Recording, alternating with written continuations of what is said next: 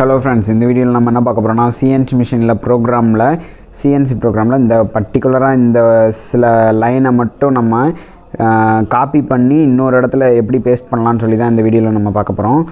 இது வந்து நம்ம ஒரே லைன் நம்ம திருப்பி நம்ம டைப் பண்ணும்போது நம்ம டைப் பண்ண தேவையில்லை, காப்பி பண்ணி பேஸ்ட் பண்ணிக்கலாம். அதை தான் இப்போ பார்க்க போகிறோம். இந்த ப்ளஸ் பட்டனை ஒரு வாட்டி ப்ரெஸ் பண்ணிக்கோங்க. ப்ரெஸ் பண்ணதுக்கப்புறமா இங்கே பாருங்கள், இந்த ஆப்ரேட்னு ஒரு பட்டன் இருக்கும். அதை ப்ரெஸ் பண்ணிட்டிங்கன்னா இந்த மாதிரி காட்டும். இந்த மாதிரி மெனுவில் இந்த பக்கம் இருக்கிற எக்ஸ்ட்ரா ப்ளஸ்ன்னு இருக்குல்ல, இந்த பட்டனை ஒரு வாட்டி ப்ரெஸ் பண்ணிங்கன்னா ரெண்டாவது வாட்டி இந்த செலக்டார் அப்படின்னு வரும்.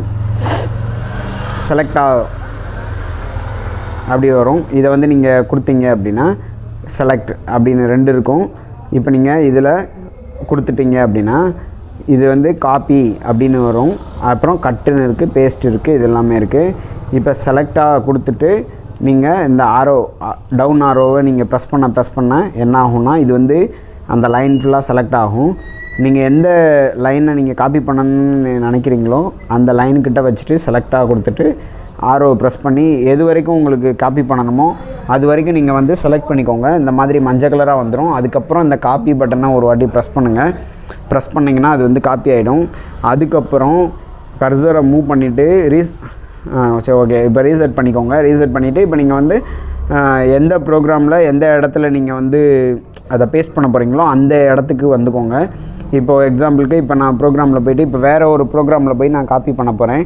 அந்த ப்ரோக்ராம் நம்பரை ஓப்பன் பண்ணி நான் இப்போ அந்த இடத்துல நான் எடுக்க போகிறேன். இப்போது 1947 அப்படின்ற ப்ரோக்ராமில் இப்போது இந்த சிஎன்சி ப்ரோக்ராமில் இப்போ நான் காப்பி பண்ண இந்த லைனை நான் இதில் பேஸ்ட் பண்ண போகிறேன். இப்போ இந்த இடத்துல கர்சரை வச்சுக்கிட்டு இப்போது பேஸ்ட்டுன்னு இருக்குது பாருங்கள், இந்த இடத்த கொடுத்தேன் அப்படின்னா இந்த இடத்துல வந்து இது வரைக்கும் காப்பி பண்ண எல்லாமே இந்த இடத்துல பேஸ்ட் பண்ணிக்கலாம். இங்கே பாருங்கள், இந்த இடத்துல நான் கொடுக்குறேன்னா இப்போ வந்து எதுக்காக இது வரலை அப்படின்னா நம்ம வந்து ப்ரொடெக்ட் கீ வந்து ஆன் பண்ணி வச்சுருக்கணும். இந்த நேரத்தில் ஆஃப் பண்ணியிருந்துச்சு அப்படின்னா சிஎன்சி மிஷின் ப்ரோக்ராம் வந்து சேஃப்டி பர்பஸ்க்காக அந்த கீ ஆஃப் பண்ணியிருப்பாங்க. இப்போ நான் மறுபடியும் ஆன் பண்ணிக்கிறேன். ஆன் பண்ணிவிட்டு நான் வந்து மறுபடியும் நான் அதை கொடுக்கும்போது என்ன ஆகும் அப்படின்னா இப்போ பாருங்கள் அது வந்துடும்.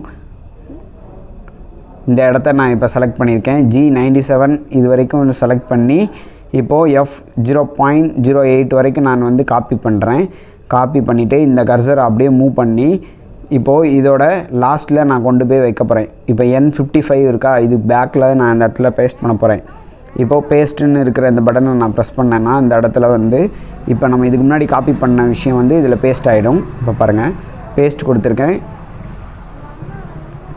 பஃப் எக்ஸிட் அப்படின்னு இருக்கா, அது கொடுத்துட்டேன்னா அந்த இடத்துல வந்து அது வந்து பேஸ்ட் ஆகிரும்.